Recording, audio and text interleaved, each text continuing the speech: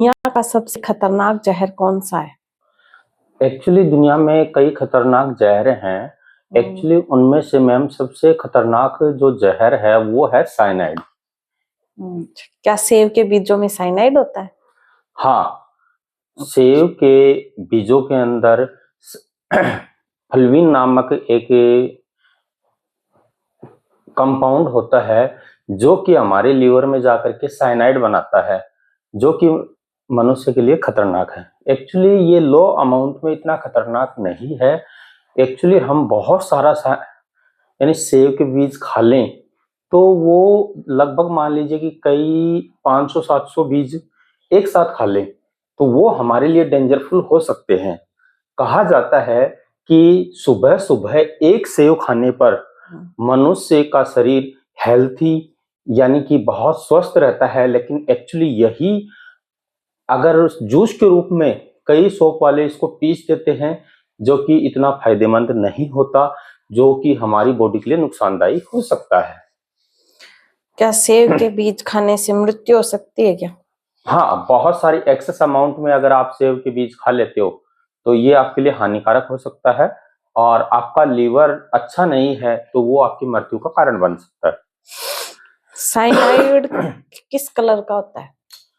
Actually cyanide का जो रंग है वो बहुत से कारक पर डिपेंड करता है।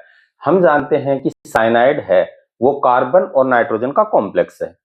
तो कार्बन क्या होता है कि वो टेट्रावेलेंट होता है, उसकी 4 वैलेंसी होती है, यानी कि चार बॉन्ड बनाता है और नाइट्रोजन 3 बॉन्ड बनाता है। तो एक्चुअली ये बॉन्ड स्ट्रॉन्गर होता है, यानी कि कार्बन और नाइट्रोजन के बीच में एक बॉन्ड बन जाता है और कार्बन है उसके पास एक वैलेंसी भी खाली रहती है।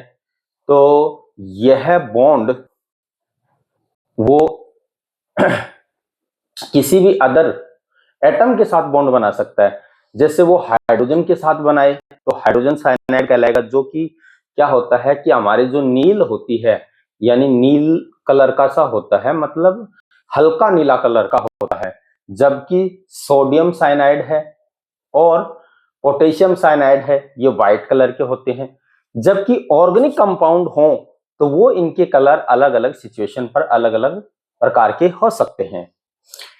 साइनाइड का स्वाद कैसा होता है चखने में? एक्चुअली क्या है कि साइनाइड का स्वाद आज तक कोई बता भी नहीं पाया है, क्योंकि एक्चुअली के अंदर हम जानते हैं कि हमारी बॉडी के अंदर यानी लंग्स तक जब ऑक्सीजन जाती है तो वो ऑक्सीजन आगे यानी कि वेसल्स के अंदर जो ट्रांसफर है वो हीमोग्लोबिन करवाता है और हीमोग्लोबिन ऑक्सीजन के साथ बॉन्ड बनाता है और ऑक्सी हीमोग्लोबिन की कंडीशन के अंदर वो क्या करता है कि वहां से CO2 को लेके आता है, लंग्स में छोड़ता है, यानी कि ऑक्सीजन का क्या करवाता है, परिसंचरण करवाता है एक्चुअल के अंदर।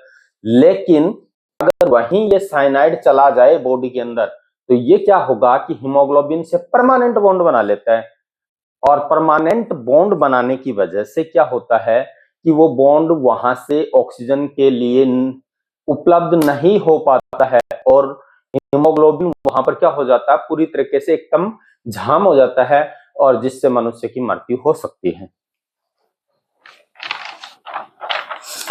मैंने ये पूछा है कि साइनाइड का स्वाद कैसा होता है। एक्चुअल में इसका स्वाद मैं यही बताना चाह रहा हूं कि इसका जो टाइम है, ड्यूरेशन, वो बहुत क्या है, स्मॉल है, इसलिए कोई भी व्यक्ति आज तक इसके स्वाद को नहीं बता पाया है।